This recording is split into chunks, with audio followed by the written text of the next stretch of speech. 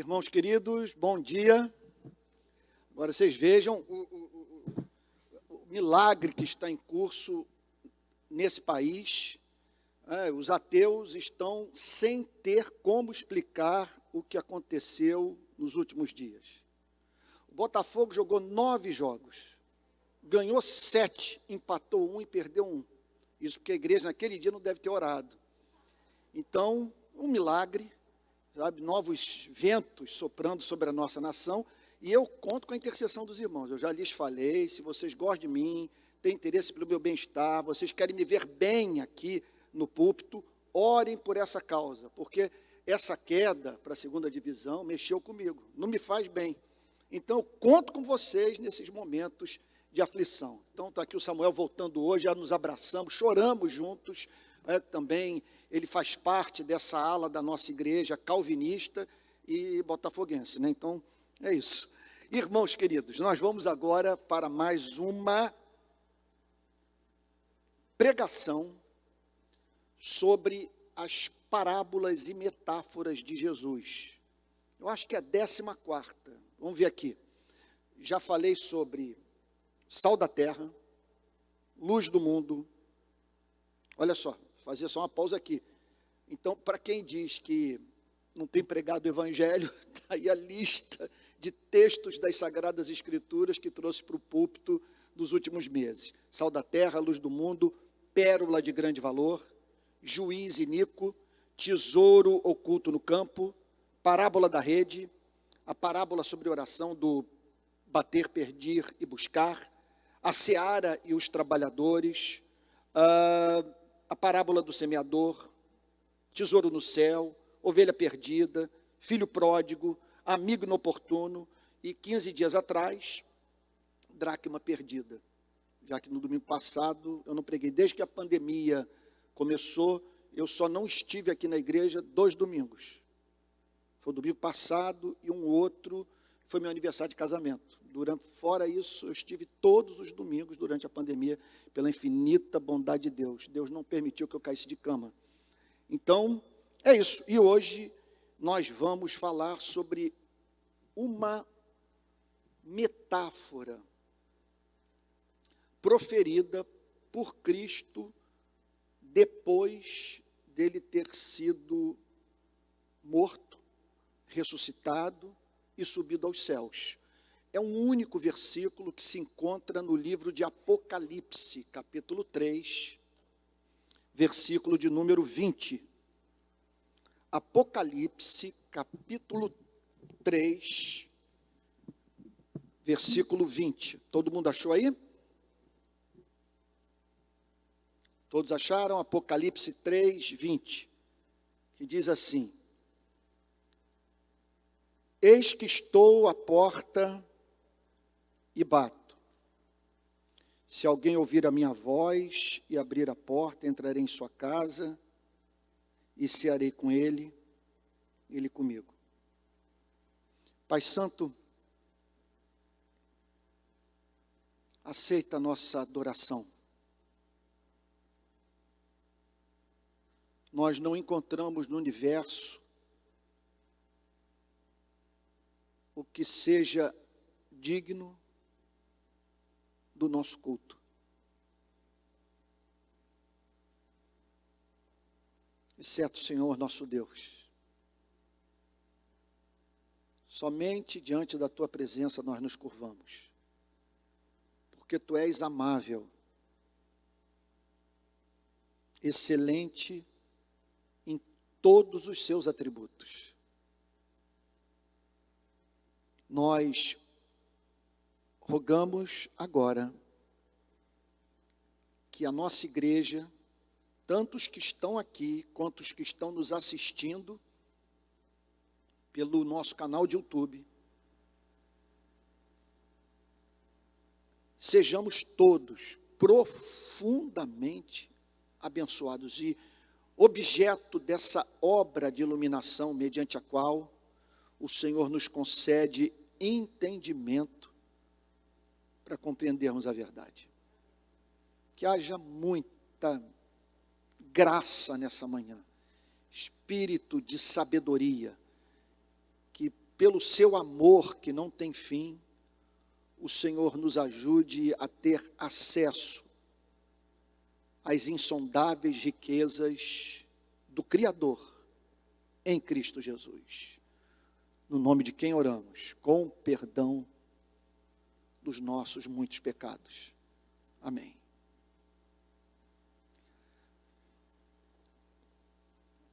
Essa passagem nos mostra com muita clareza que há uma dimensão mística no cristianismo. O cristianismo não significa apenas o acesso intelectual ao conteúdo da verdade. O cristianismo tem como meta precípua nos botar em contato com a verdade, com o mundo que a palavra representa, da qual a palavra é símbolo.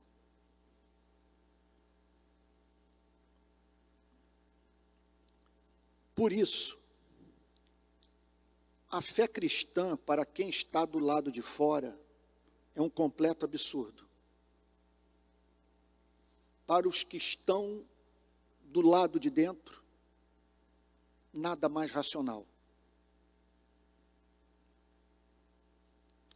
Portanto, para que entendamos os motivos da razão cristã, é essencial que tenhamos passado por uma experiência sobrenatural.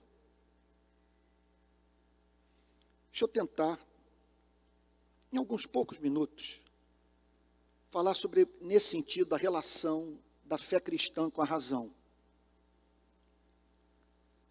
A fé cristã, embora seja racional, não é racionalista. O que caracteriza o racionalismo, entre outras coisas, é a ideia de que nós só podemos crer naquilo que somos capazes de entender. O cristianismo declara que Deus é inescrutável, que os seus pensamentos são insondáveis, que Deus, embora seja conhecível, é incompreensível.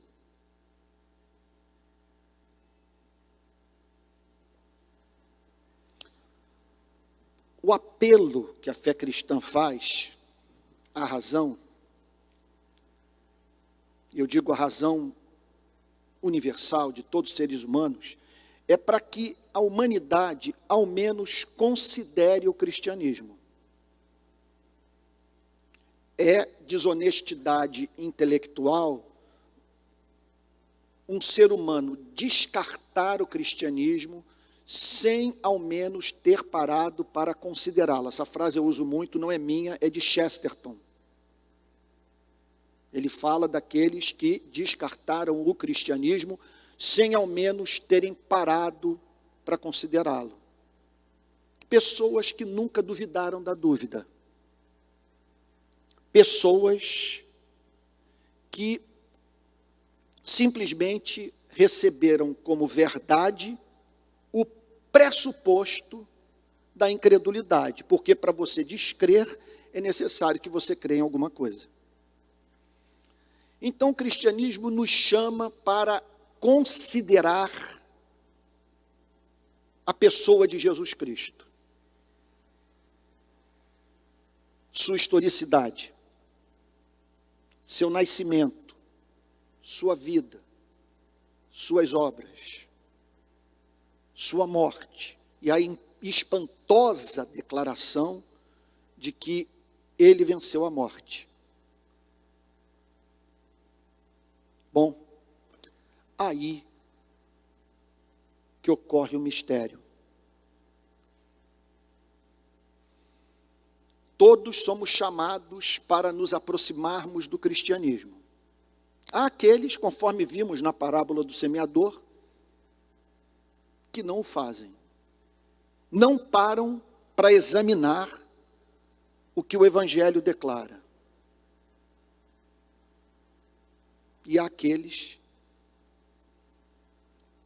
que ouvem o conteúdo da mensagem e não entendem. Não vêem sentido na fé cristã. Enquanto outros, ao pararem para examinar o cristianismo, e quando eu digo parar para examinar o cristianismo, eu estou falando de você parar para examinar um fato. O cristianismo está aí, como o pão de açúcar, como o morro do Corcovado, como as montanhas da região serrana, que podem ser vistas por nós da Baía de Guanabara. Esse espetáculo, abre um parênteses aqui, da natureza, da obra de Deus nesse planeta. Então, repito, o cristianismo está aí, tal como o pão de açúcar. É um fato. E esse fato tem que ser considerado. Agora, na vida de alguns que pararam para considerar esse fato, não me peçam para explicar. O cristianismo os agarrou. Eles foram assim, vamos dizer, abrir a porta para ver o que tinha dentro. E simplesmente foram empurrados para dentro. E só quando você cruza essa porta, que o cristianismo passa a fazer sentido para a sua vida. Por isso que o apóstolo Paulo declara que as coisas do Espírito são loucuras para o homem natural, porque elas se discernem espiritualmente. Quando o apóstolo Pedro declarou: Tu és o Cristo, Filho do Deus vivo, o Senhor Jesus lhe respondeu: Bem-aventurado és, irmão Barjonas, porque não foi carne nem sangue quem revelou a você essas coisas, mas o meu Pai que está nos céus. Então, o cristianismo lida com um mundo que está para além do universo de causa e efeito. Desse mundo que pode ser objeto da nossa investigação, quando nos debruçamos sobre disciplinas como a química, a física ou a astronomia. É um outro universo. É um mundo que corre paralelo a esse, segundo as Escrituras, e que interage com esse planeta.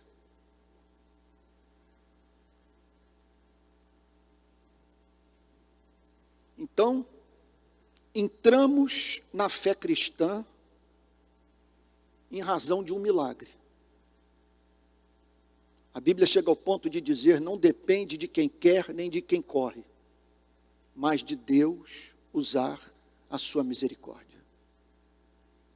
É aquela história do cego no caminho de Jericó.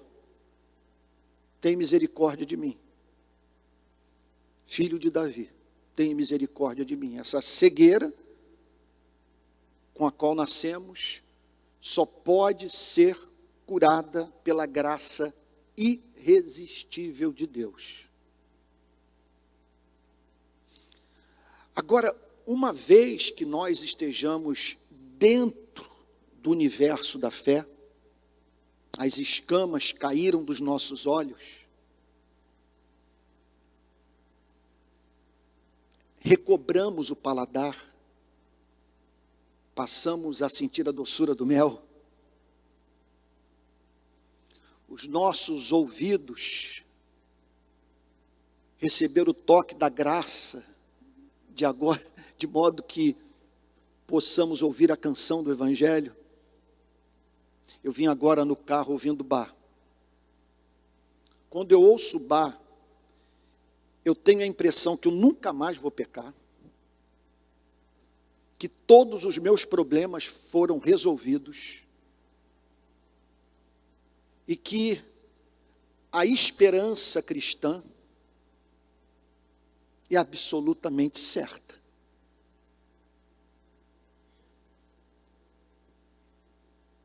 Deus me deu ouvidos para ouvir Bach. E eu ouço diariamente há quase 40 anos.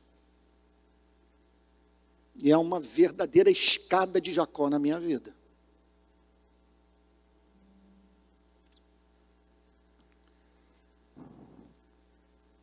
O cristianismo nos chama, a partir da decisão que tomamos de andar com Cristo, para nós mergulharmos, penetrarmos nesse mundo sobrenatural.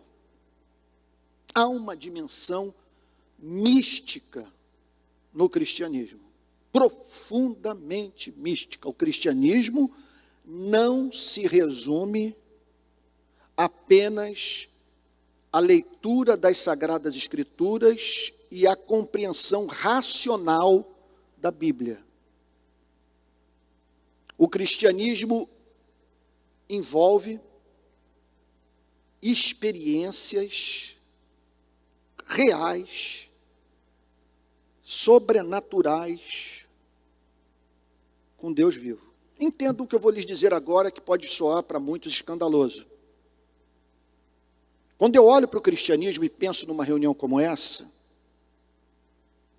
eu sou levado a crer que os nossos amigos espíritas são mais coerentes do que nós. Eu venho de uma família ligada ao candomblé e ao espiritismo. Minha infância inteira eu participei de sessões de candomblé e as chamadas sessões de mesa branca, por conta da minha mãe. Bom, e o verdadeiro espírita não vai para uma dessas reuniões sem a expectativa de que o morto vai se manifestar na vida das pessoas. Eles creem nisso. Eles vão para as sessões mediúnicas certos de que terão contato com esse universo paralelo, com o mundo sobrenatural. A maior desgraça que pode acontecer na vida de uma igreja, entenda o que eu vou falar, é nós entrarmos por essas portas num templo cristão sem essa mentalidade espírita. Sem a expectativa de sermos visitados, não por um morto, mas pelo Espírito de Cristo. É a história que Martin Lloyd Jones conta de uma espírita que se converteu na sua igreja. Ela entrou no culto na capela de Westminster e ela foi habilitada a dar o seguinte testemunho: quando eu entrei na igreja, vi o povo de Deus reunido em adoração, escutei a pregação da palavra, eu senti o mesmo poder que eu experimentava nas minhas sessões mediúnicas. Só que um poder santo, um poder puro.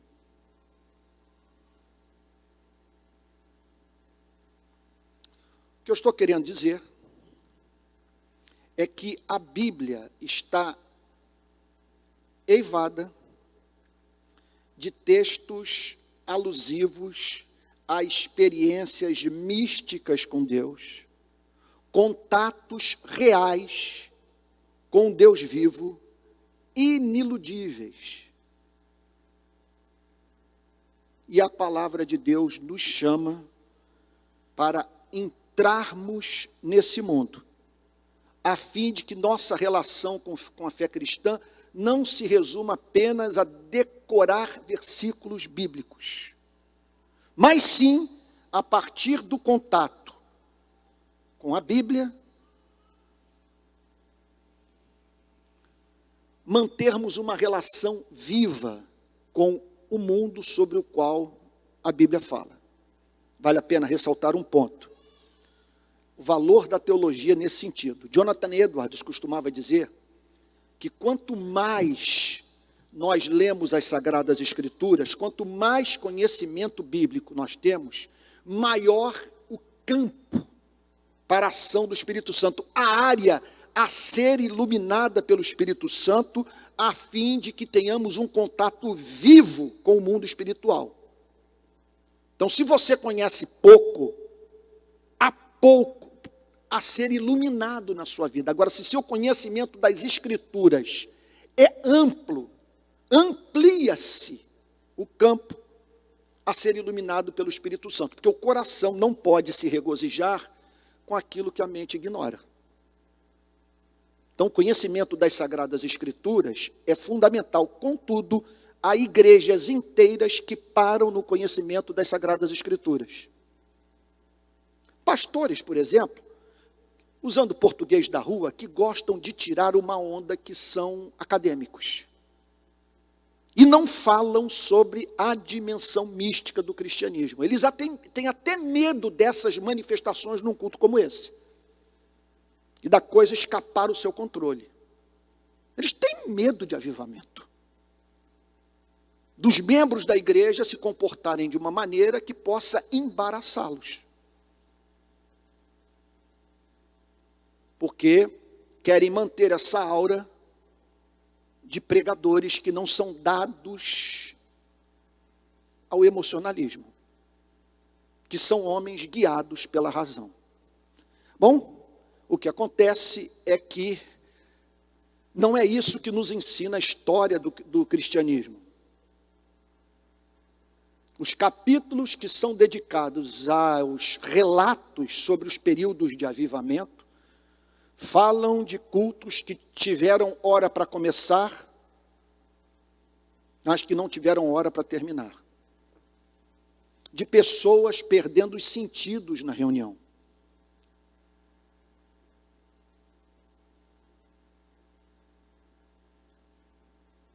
Do pastor meio que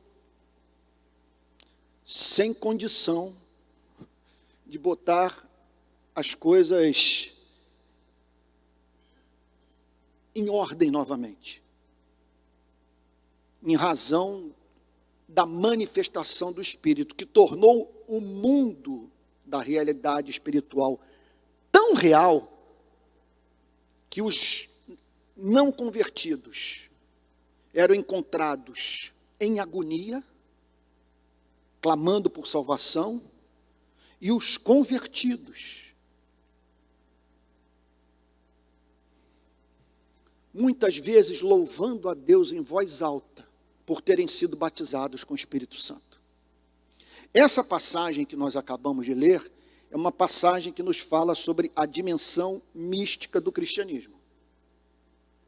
Não se trata de Cristo aqui chamando as pessoas para lerem a Bíblia e conhecerem a verdade. O texto está dizendo simplesmente o seguinte: eis que estou à porta, o Cristo vivo, o Cristo ressurreto, eis que estou à porta e bato. Se você ouvir a minha voz e abrir a porta, nós vamos beber vinho juntos. Nós vamos repartir o pão. Eu vou sentar à mesa com você. Você terá contato com o mundo real. Eu vou abrir o meu coração na sua presença. Você vai conhecer as minhas entranhas de amor. O texto é iniludível. Eis que estou à porta e bato. Todo aquele que ouvir a minha voz, abrir a porta, entrarei em sua casa e nós teremos uma festa. Cearei com ele. Vou compartilhar o pão com ele e ele comigo. A mais profunda intimidade. Irmãos, dentre essas experiências místicas, há uma que deveria ser buscada por nós manhã, tarde e noite. Com a mesma obsessão que nós buscamos passar em concurso público, entrar na faculdade, ou crescer profissionalmente. A Bíblia fala sobre uma experiência com o Espírito Santo,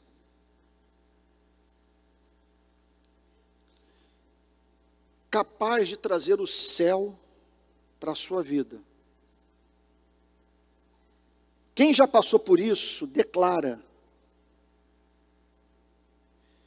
que a impressão que tem é que se morresse, não entraria numa outra esfera para conhecer o que ignorava, em razão do fato de que este mundo para onde estaria partindo já se tornou real na sua experiência de vida. Eu estou falando sobre o batismo com o Espírito Santo. E eu vou pedir que vocês abram em Romanos capítulo 8. Romanos capítulo 8 fala sobre essa experiência bendita. Versos 15 e 16. Vocês acharam? Romanos capítulo 8, versos 15 e 16. Porque vocês não receberam um espírito de escravidão para viverem outra vez atemorizados, mas receberam um espírito de adoção por meio do qual clamamos Abba, Pai. O Espírito confirma ou testifica ao nosso espírito, ou com o nosso espírito, que somos filhos de Deus. Vamos a uma análise dos dois versos para, em seguida, termos acesso a algumas histórias que eu trouxe para vocês nessa manhã, que eu gostaria de contar, sobre homens e mulheres que foram batizados com o Espírito Santo. O que o texto está dizendo? Vocês não receberam um espírito de escravidão. É uma pena que na nossa língua portuguesa, pelo menos na minha tradução, a palavra espírito está com E minúsculo. Porque não há mínima dúvida que o apóstolo Paulo não está falando sobre um sentimento difuso. Ele está falando sobre uma obra do Espírito Santo, mediante a qual aquele ou aquela que dela é objeto se desespera. Essa pessoa é tomada por um espírito de escravidão. Isso ocorre quando o Espírito Santo apresenta a lei para um homem, para a mulher.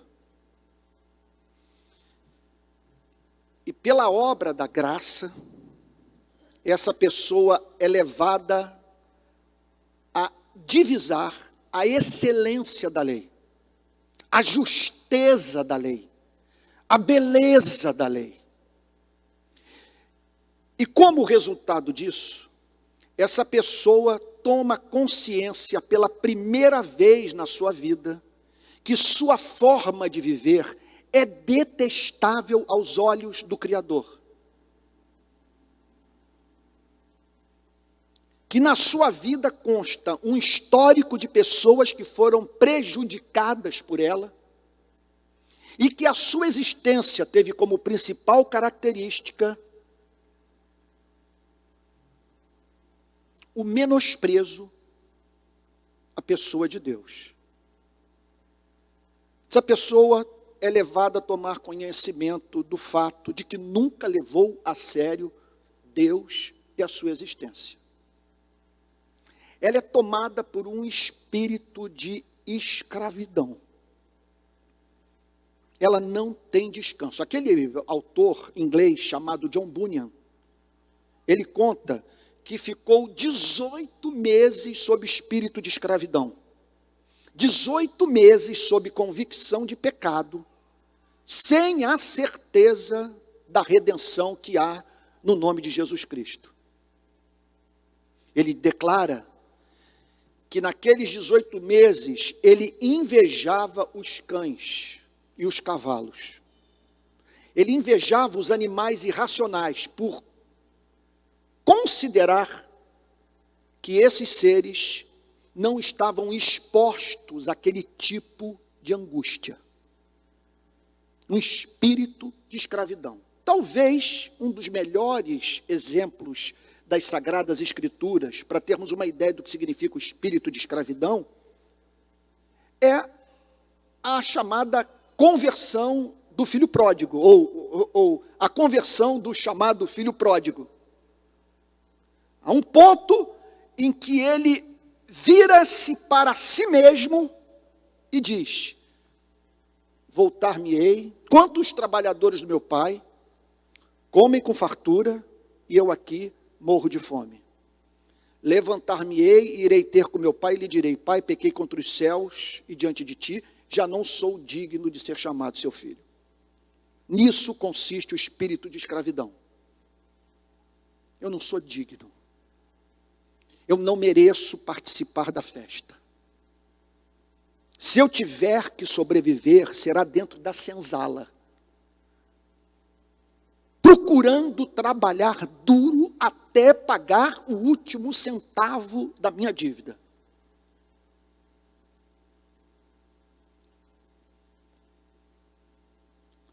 Foi o que Lutero experimentou nos seus dias no monastério agostiniano. Ele conta que passava 2 horas diárias no confessionário, apavorado com a ideia de morrer sem salvação. E que após a saída do confessionário, depois de todo aquele exercício de recapitulação dos pecados praticados nas últimas 24 horas, ele se lembrava de um pecado que não tinha confessado. E aí o espírito de escravidão vinha sobre ele.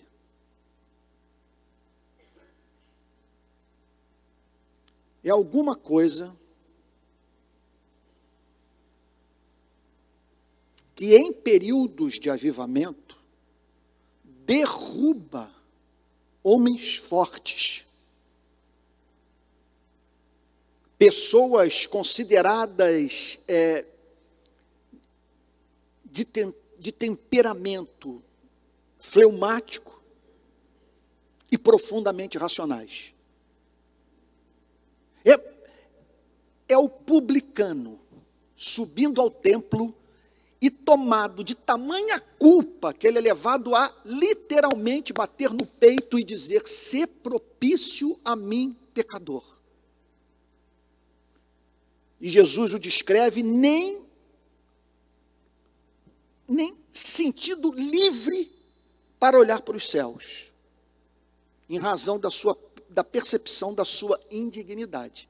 Aí o apóstolo Paulo escreve para os membros da igreja de Roma: vocês não receberam um espírito de escravidão para viverem outra vez atemorizados. Deus não os chamou para vocês viverem com medo. Deus não chamou o psicanalista, o psicólogo para serem sócios do pastor. E o pastor levando à loucura a membresia, que não consegue descansar nunca no amor de Deus, pois crê num Deus que só serve para atormentar o homem, e nunca para pacificar o seu coração. Há pessoas que lamentam o dia em que ouviram o Evangelho pela primeira vez, porque desde então não tiveram mais descanso na vida. E aqui está o apóstolo Paulo dizendo: vocês não receberam o espírito de escravidão. Isso aí foi a experiência inicial. Aquela obra da graça que os fez se desesperarem por Jesus. Que os fez correr para Cristo. Depois de terem sido moídos por Moisés.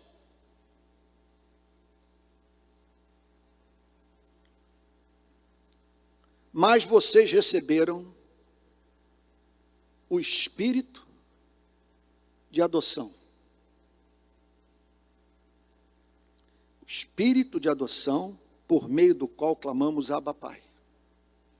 Então aqui está o apóstolo Paulo falando sobre uma experiência mística.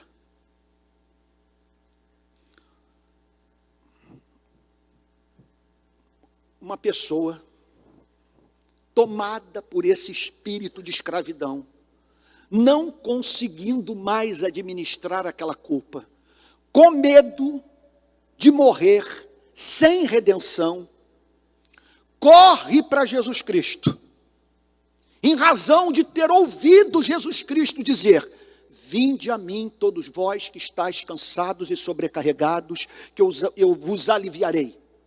Tomai sobre vós o meu jugo e aprendei de mim, porque sou manso e humilde de coração, e encontrareis descanso para as vossas almas, porque o meu jugo é suave e o meu fardo é leve. Então essas pessoas viram aquela história do templo,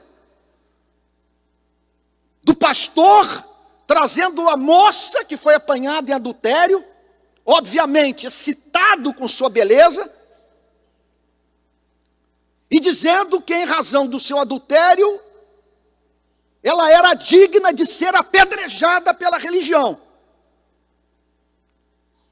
E aí Jesus põe o peito na frente dessa mulher, se interpõe entre ela e a igreja presbiteriana, e a igreja batista, e a igreja pentecostal, e diz: quem de vocês não desejou o corpo dessa mulher?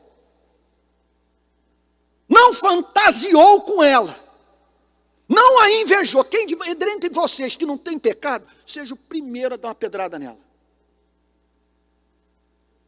Saem todos calados, e fica essa mulher na presença de Cristo, para ouvir o Senhor Jesus dizer: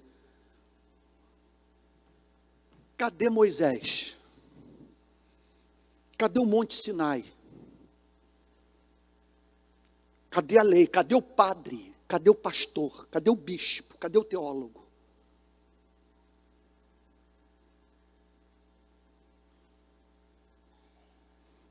Filha,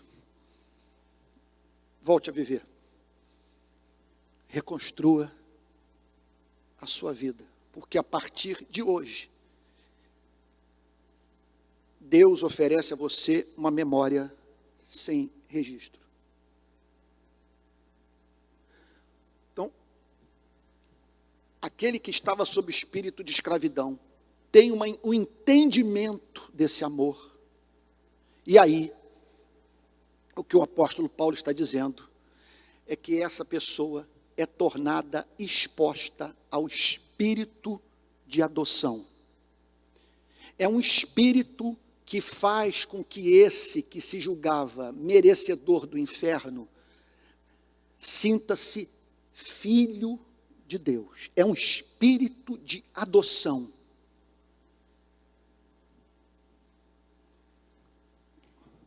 Você é meu. Eu sempre o desejei.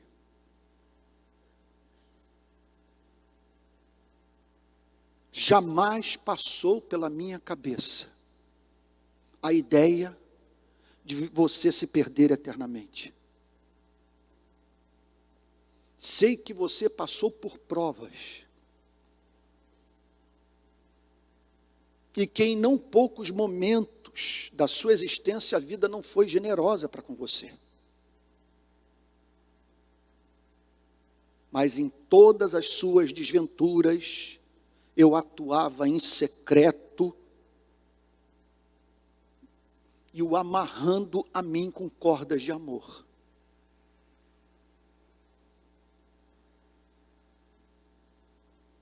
O que o Senhor Jesus está dizendo é que a obra precípua do Espírito Santo consiste em nos dar a consciência de que nós somos amados.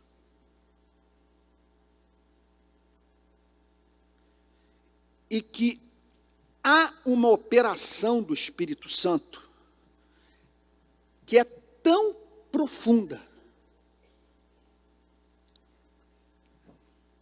O dentista sabe do que eu estou falando.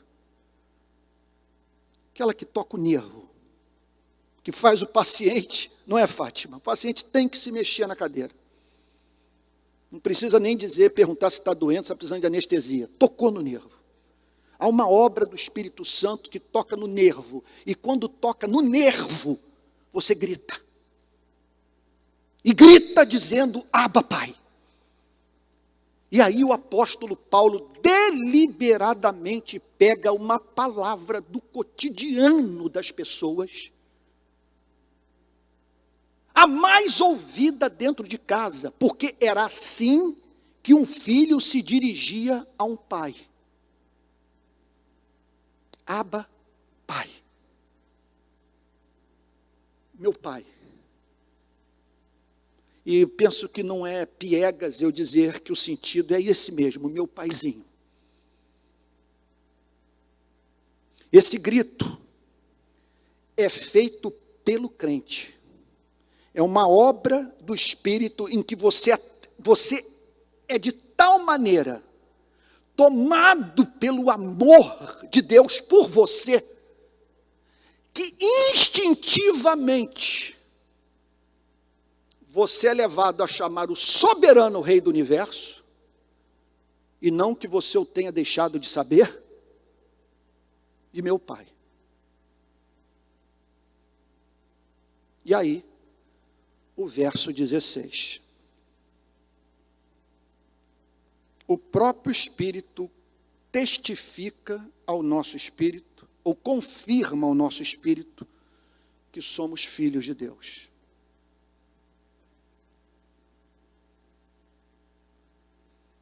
Eu posso saber que sou filho de Deus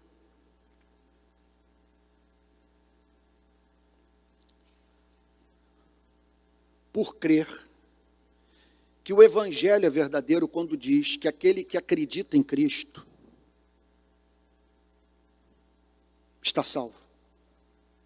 Eu posso crer que eu sou um filho de Deus porque eu vejo na minha vida os frutos do Espírito Santo. Eu percebo que minha vida produz frutos e não há explicação para eles, exceto que eu jamais me preocuparia com aquilo que hoje eu me preocupo. Que jamais me comportaria da forma como eu me comporto se o Espírito Santo não tivesse transformado minha vida. Agora, o apóstolo Paulo está falando aqui sobre uma experiência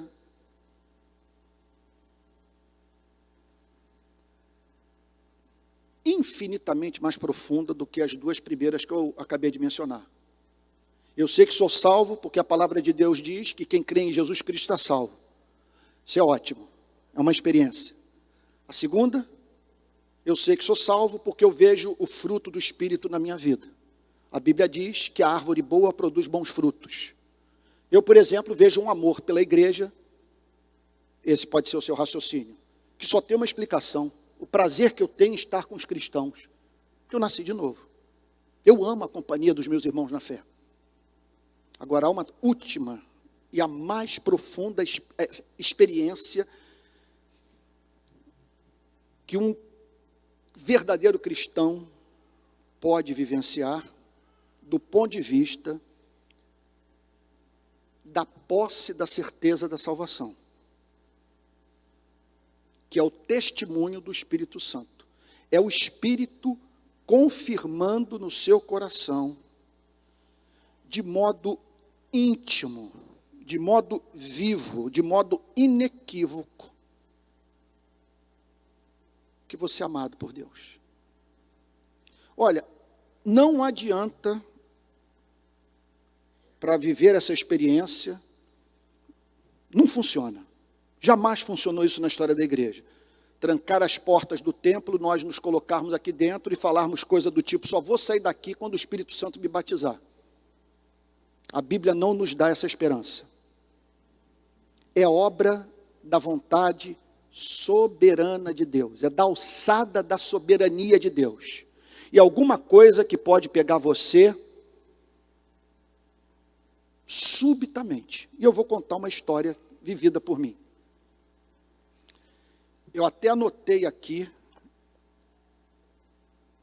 nessa exposição de Martyn Lloyd-Jones sobre a carta aos Romanos. Quando ele chegou na análise desse verso, eu escrevi ao lado, na margem do livro, 8 de agosto de 2001. Porque quando eu li, eu falei, foi justamente isso que eu vivi em 8 de agosto de 2001. Eu estava dirigindo meu carro, tinha saído da casa do meu pai.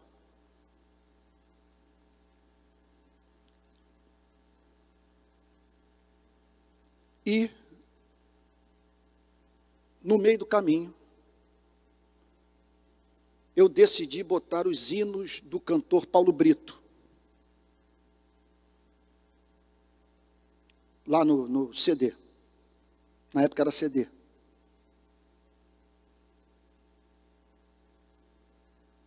E entre esses hinos, eu creio que eu ouvi a maior interpretação de todos os tempos da canção Manso e Suave.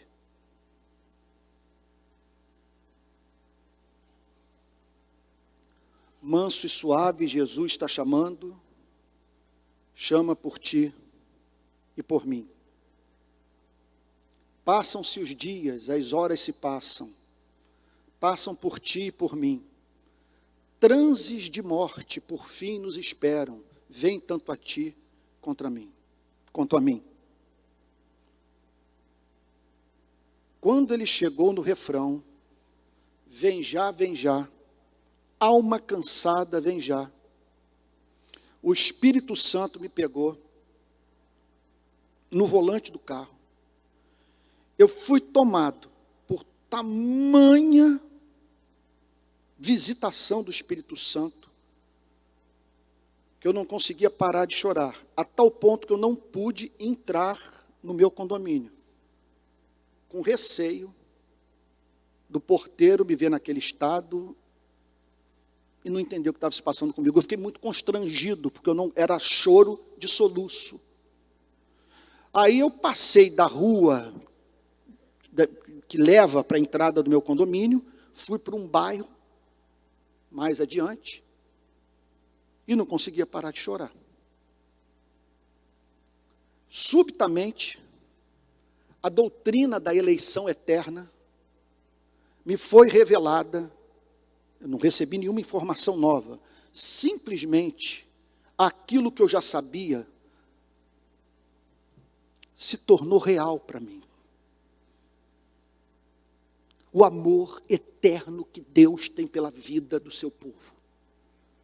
Como eu não conseguia parar de chorar, eu saí do meu bairro, eu voltei para o bairro que eu já havia passado, e falei, eu não tenho, o que eu vou fazer com isso aqui em Niterói? Eu não tenho como dirigir nas ruas e tal, como é que eu vou fazer? Eu vou para um lugar deserto. Aí eu decidi ir para a praia de Piratininga. Era mais ou menos 9h30, 10 horas da noite. Quando eu cheguei na praia de Piratininga, o Espírito Santo trouxe à minha memória João 3,16, porque Deus amou o mundo de tal maneira que deu seu Filho unigênito, para que todo aquele que nele crê não pereça, mas tenha vida eterna. Só que a ênfase do Espírito foi de tal maneira. Eu pensei nesse amor ardente, nesse amor que levou o Criador a entregar o seu bem mais precioso para os seres humanos. E aí então Deus se tornou tão amável para mim que eu comecei a literalmente socar o volante do meu carro. E eu perguntava, o que nos fez perder o encanto por ti? Por que nós o amamos tão pouco? Como não amar um ser tão excelente como o Pai de Jesus Cristo?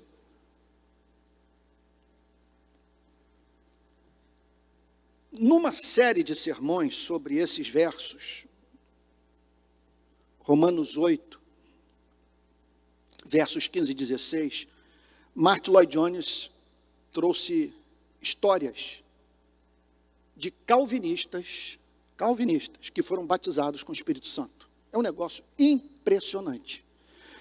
A começar por um homem como Charles Spurgeon, que num sermão proferido no dia 28 de abril de 1861, que teve como base o Salmo 35, verso 3, declarou a seguinte coisa, lá do púlpito da New Park Street: Deus tem como falar sem a palavra e sem os pastores ao nosso coração. Seu espírito pode cair como a chuva e destilar como o orvalho, como leve chuvisco sobre a tenra erva. Não sabemos como é, mas às vezes há uma profunda e doce calma. Nossa consciência diz: fui lavado no sangue de Cristo. E o Espírito de Deus diz: ah, sim, é verdade. É verdade. Em tais ocasiões, nos sentimos muito felizes. Tão felizes que queremos falar das nossas alegrias. Tão abençoados que, se pudéssemos tomar emprestadas as asas dos anjos,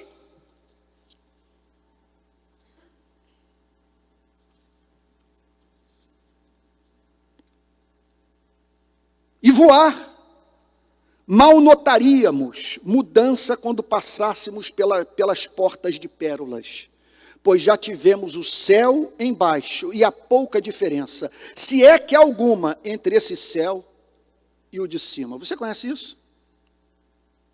Você pode estar 30 anos nessa igreja e não saber nada disso. E ele prossegue: oh, eu gostaria que todos os meus ouvintes, sem exceção, consistissem de homens e mulheres que ouviram o Espírito dizer: eu sou a tua salvação. Quão ditosos hinos, que venturosas orações. Vocês talvez voltassem para casa, para um pobre único quarto.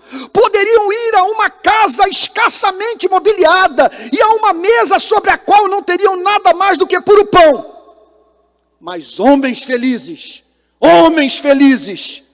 melhor seria um pobre jantar de verduras do que ricas viandas sem a confiança em Cristo.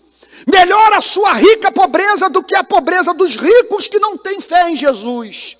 Melhor todas as penas que você tem que suportar, quando santificadas pela segurança, do que todas as alegrias que o mundano tem, quando não revestido pela bem-aventurança da fé, e não santificado pelo amor de Deus.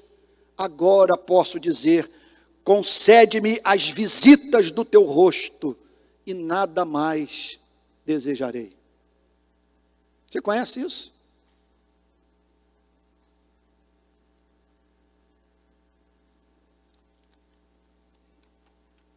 Separei para vocês uma outra extraordinária experiência vivida pelo calvinista John Flavel. Diz Martyn Lloyd-Jones: vejam o caso de John Flavel, o puritano, de há mais de 300 anos. Ele pregou isso na década de 60. Ele era um homem piedoso e temente a Deus. Homem piedoso e temente a Deus. Um notável expositor das Escrituras. Ele não era apenas crente, mas também tinha certeza da salvação. Contudo, ele nos diz em seu Tratado da Alma do Homem, que um dia, durante uma viagem, ele se pôs a meditar nos objetos da fé e da esperança. Dentro em pouco ele se sentiu como se tivesse sido elevado ao céu. Foi tirado do mundo e do tempo. Foi tirado do mundo e do tempo. Diz ele que até se esqueceu de sua esposa e de seus filhos. E que desejou ser levado imediatamente para o céu. Foi-lhe dado um vislumbre da glória.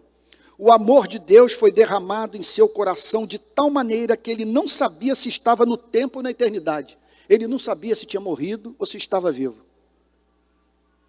Flavel era um puritano típico, não uma pessoa excitável, emotiva, porém um tipo de homem tranquilo, estudioso e dado à meditação. Mas ele diz que em consequência dessa experiência, abre aspas, entendeu mais da luz do céu por meio dela do que por todos os livros que já tinha lido e dos discursos a seu respeito. Você conhece isso?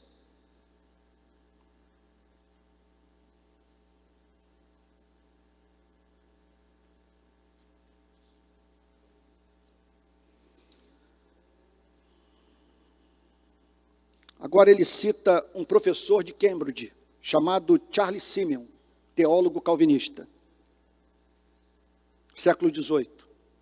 As bênçãos que recebemos por meio de Cristo são inumeráveis. Uma das últimas e maiores que recebemos nesta vida é o selo do Espírito. Ele foi outorgado a muitos dos santos em Éfeso.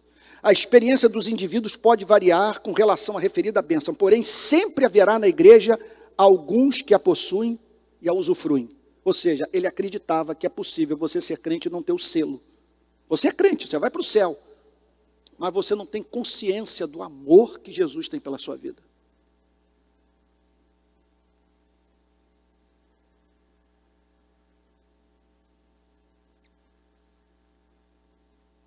As pessoas normalmente não são seladas assim que creem em Cristo.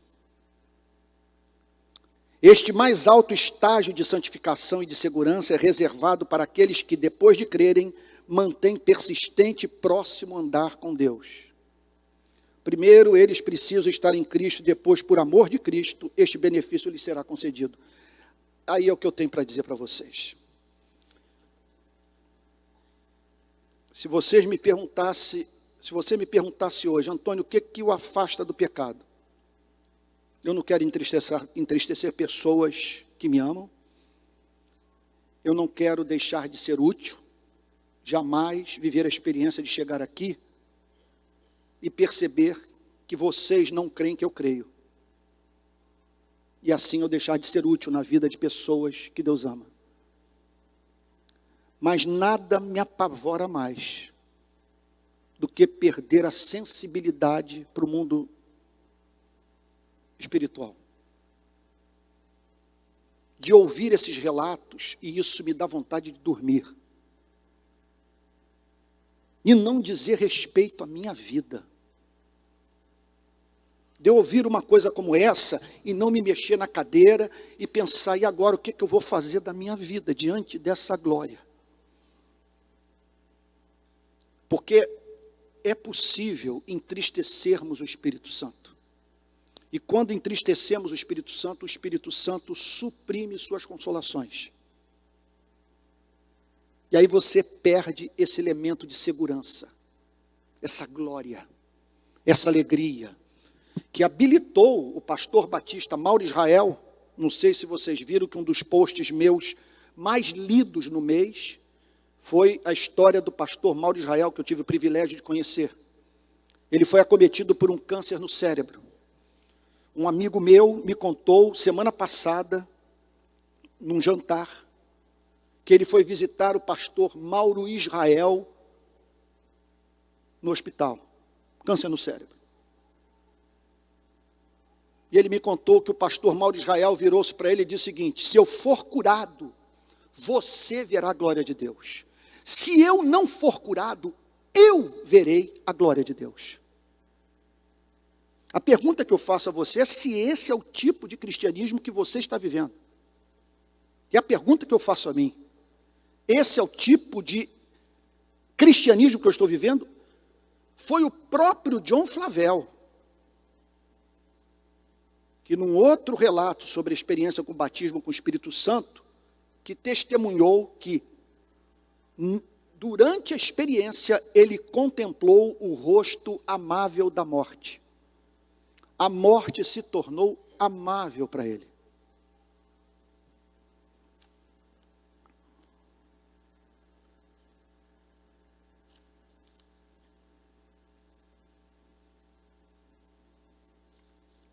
Charles Spurgeon, num sermão de 28 de maio de 1882, sobre João capítulo 7, versos 37 e 39, e João 16, 7. Abre aspas. Será que não me alegra ter neste auditório alguns que querem pedir imediatamente esta bênção, o selo do Espírito? Oro no sentido de que alguns que nunca receberam o Espírito Santo, agora, enquanto estou falando, sejam levados a orar: bendito Espírito, visita-me, leva-me a Jesus.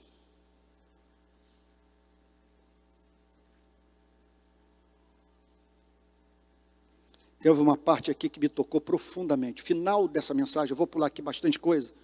No final dessa mensagem, ele declara a seguinte coisa: imagine a igreja, o tabernáculo metropolitano superlotado, aquele homem corpulento, maior pregador batista de todos os tempos, virando-se para o auditório e dizendo, abre aspas, queira o Senhor enviar a todas as nossas igrejas uma grande maré de águas vivas. Então, os indolentes serão suficientemente ativos, e os que estavam meio mortos se encherão de energia. Olha que declaração, gente. Sei que desta doca particular jazem vários barcos que eu gostaria de fazer flutuar. Entretanto, eu não posso movê-los. Eles não trabalham para Deus, nem comparecem nas reuniões de oração. Ele dizia o seguinte: eu estou pregando, mas é visível que minha pregação não consegue fazer vocês se moverem do ponto em que se encontram. Só se essa maré do Espírito os levantar desse atoleiro, que vocês passarão a cantar de uma forma que jamais cantaram. Isso é uma grande consolação para um pregador como eu, que em muitas ocasiões me senti assim, diante de algo que a eloquência, o conhecimento teológico não dão conta. Só um milagre para fazer com que as pessoas vivam à altura da fé cristã. Bom, eu mencionei aqui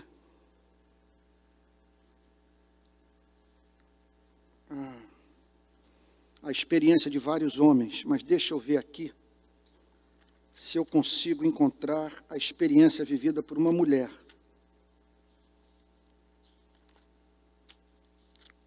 Sumiu. Eu acho que eu tinha separado para vocês, é uma pena, que é uma experiência, uma coisa extraordinária. Oh, meu Deus, orem aí para que eu ache, porque vai consolar muita gente, vai santificar a todos. Eu não posso ficar aqui passando a mão na Bíblia, no livro, sem encontrar citação, e vocês parados aí me ouvindo. Suportável, pregar já é difícil. Ah, que pena, gente, eu não estou achando. Várias citações maravilhosas, mas tem a citação do batismo com o Espírito Santo da mulher de Jonathan Edwards, que é um negócio de outro mundo. Bom, quem sabe no próximo domingo eu menciono, não estou achando.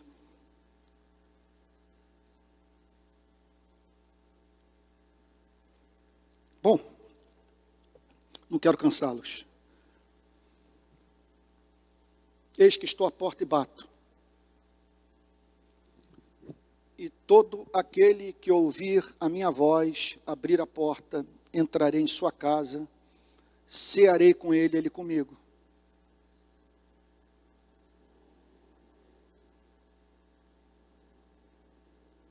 Será que nessa manhã Deus nos está olhando nessa igreja e naqueles que estão nos acompanhando em casa, para filhos de Abraão, que vivem curvados, olhando para o chão, que não provaram dessa alegria celestial, que não conhecem o selo do Espírito, nada sabem sobre esse testemunho. Um é o testemunho que eu dou para mim mesmo. Eu digo para mim, eu sou cristão, eu sou de Jesus, eu tenho evidências de que eu pertenço a Cristo.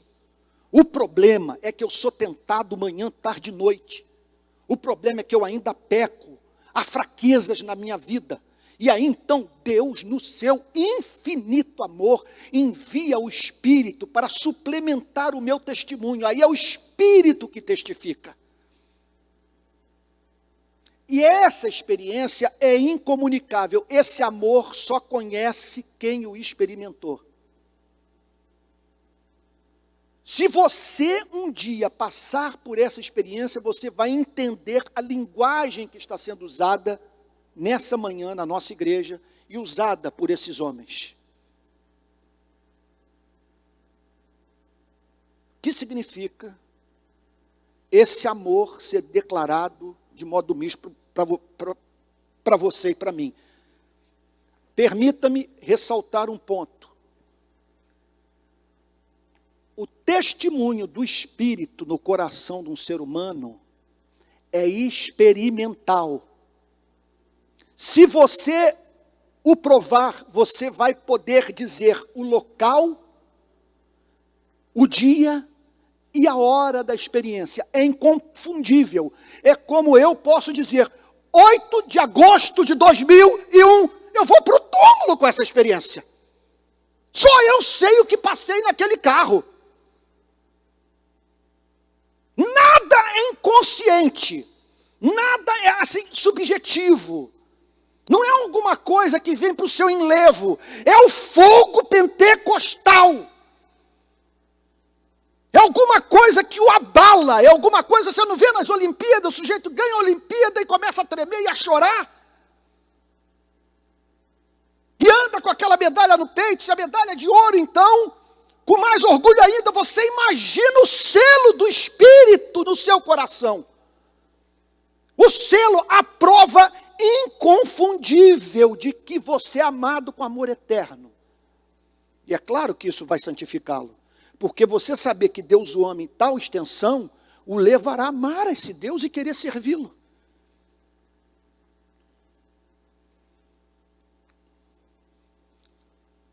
Todos os livros que eu li sobre o tema dizem que essa experiência, tudo que eu li na história do cristianismo, de homens que passaram por essa experiência mística,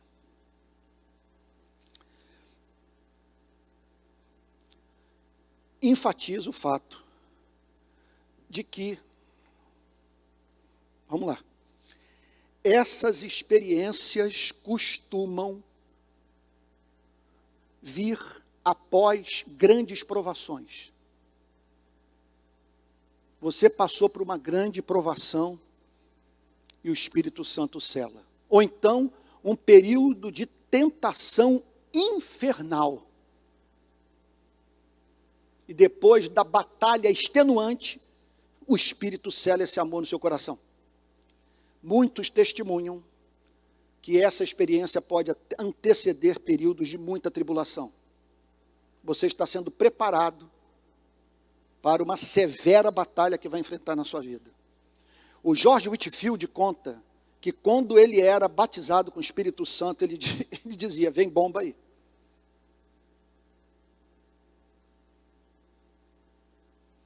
Muitos testemunham que tiveram essa experiência lendo a Bíblia. Está lendo a Bíblia normalmente, de repente o versículo pula do texto. O famoso pregador americano, Moody, conta que ele estava literalmente andando em Wall Street, Nova York mesmo, Wall Street em Nova York. O Espírito Santo tomou na rua. E esses homens testemunham o seguinte: eu pregava as mesmas mensagens, mas os resultados eram completamente diferentes. Muitos contam também que passaram por essa experiência depois de um longo período de inverno, de deserto espiritual, de falta de alegria no cristianismo.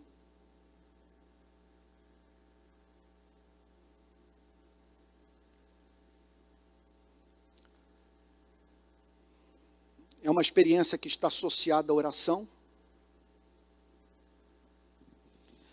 uma experiência que está associada também à pregação do Evangelho. O meu filho Pedro, que está se consagrando agora, está sendo consagrado para o Ministério Sagrado, ele me contou esses dias a seguinte história. Papai, eu estava lendo aqui a história do avivamento do ministério de Jonathan Edwards. Então o Espírito Santo foi derramado, e Jonathan Edwards, tempos depois, procurou saber que mensagens ele pregou e que antecederam o avivamento. Ele falou o seguinte: será que houve alguma coisa na minha pregação que serviu de causa para o despertamento que houve na minha igreja? Foi um negócio espetacular, conversões numerosas. Ele conta que na cidade inteira só se falava sobre o Evangelho. Você passava por alguém na rua, estavam conversando sobre o Evangelho, e em todas as casas havia abundante alegria pela conversão de parentes queridos que durante anos viviam longe de Jesus Cristo. Bom, o que Jonathan Edwards descobriu é que antes do avivamento, do derramamento do Espírito Santo sobre a vida da igreja, ele só levou para o púlpito da Igreja Congregacional de Northampton mensagens sobre a doutrina da justificação pela graça mediante a fé. Sabe qual é o meu medo com o que está acontecendo nesses dias no nosso país? Que nós estejamos tão envolvidos com política, a ponto de nos esquecermos que temos uma alma. De estarmos vazios, não estamos levando ninguém a Cristo, não temos alegria no nosso cristianismo, e não fazemos outra coisa que não seja nos envolver em debate político, que tem o seu lugar. Não estou dizendo que não deve ser feito, mas não ao ponto de vivermos o que William Wilberforce conta ter vivido. Ele diz o seguinte, o testemunho que ele dá: eu me envolvi de tal maneira com a obra pela abolição da escravatura na Inglaterra, que eu me esqueci que tinha uma alma. Ele havia negligenciado a comunhão com Deus em razão do fato de estar envolvido com aquela obra justa, santa, com todo o seu ser. E aí que está o laço do inimigo. Foi o que eu percebi na minha vida, e o que me salvou foi o compromisso de pregar expositivamente livros inteiros da Bíblia. Porque quando eu comecei as manifestações, e o nome aparecendo nos jornais, e as manifestações indo para o mundo inteiro, eu falei: olha, a causa é justa, a causa é bela, o que eu estou dizendo tem que ser dito, e os irmãos são testemunhas, desde 2007, têm falado sobre as mesmas coisas, mas eis algo que pode me afastar do Evangelho de Jesus Cristo, e do meu chamado principal de pregar a palavra de Deus. E louvado seja o nome do Senhor, porque de lá para cá, os irmãos são testemunhas, que nós estudamos o Evangelho de Marcos inteiro, estudamos o Evangelho de João inteiro. Estou terminando agora a série sobre Filipenses na Igreja Betânia. Estamos no último capítulo. Acabei agora também pelo meu canal de YouTube a série sobre Romanos capítulo 5. Estamos na metade de Romanos capítulo 8. Nós temos que sempre vigiar, porque é um mundo tenebroso, e para onde quer que transitemos, há ciladas das trevas. E por isso a nós nos cabe, lembrando as palavras do nosso Salvador, vigiar e orar. Que fique pelo menos aqui essa nota de tudo que foi falado. Você tem uma alma. O cristianismo é horrível para quem não conhece o Espírito Santo, para quem não tem essa certeza de salvação, para quem não aprendeu ainda a chamar Deus de Pai. O que compensa todas as renúncias que nós fazemos na vida, na fé cristã? Esse prazer que temos na presença de Deus, que resulta da percepção do seu ardente amor por nós. Eu espero que você que está me ouvindo em casa, você que está me ouvindo aqui, nessa manhã, na nossa querida igreja, tome a decisão de Jacó, que se agarrou ao anjo do Senhor e disse: eu não te deixarei ir, enquanto tu não me abençoares. Senhor, não é vida que se viva, aquela que nos faz te conhecer à distância, saber que o Senhor existe, que o Evangelho é real, mas não provar das glórias do Evangelho.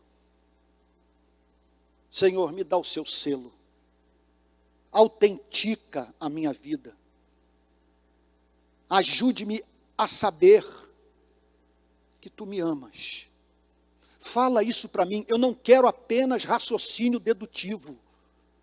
Eu não quero apenas dizer isso para mim mesmo a partir da leitura da Bíblia. Eu quero que tu digas para mim no meu coração.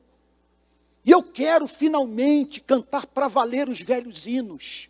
Eu quero fazer os meus poemas. Eu quero falar do seu amor. Eu quero que os meus amigos fiquem surpresos ao me encontrarem novamente, tentando entender o motivo da minha alegria, da minha satisfação, e o fato de que problemas crônicos e antigos foram resolvidos, porque o amor de Deus, o amor que Ele tem por mim, foi revelado pelo Espírito Santo ao meu coração. Vamos ficar de pé? Vamos orar?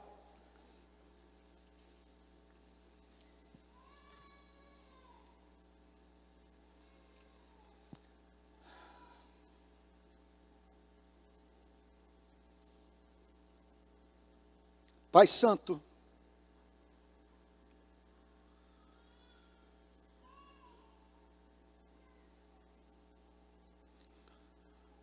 estamos aqui reunidos com base na promessa de Cristo. Ficai em Jerusalém, até que do alto sejais revestidos de poder. Invoca-me e te responderei. Anunciar-te-ei coisas grandes e ocultas que não sabes, assim diz o Senhor. Deus querido, nessa manhã,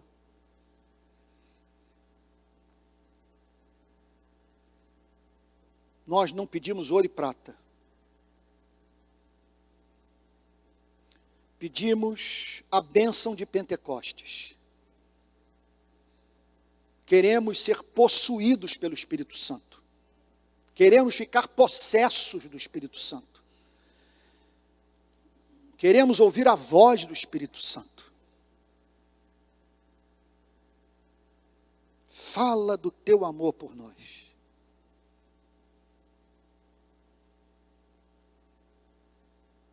Livra-nos de toda amargura. Ajude-nos a perdoar aqueles que nos ofenderam.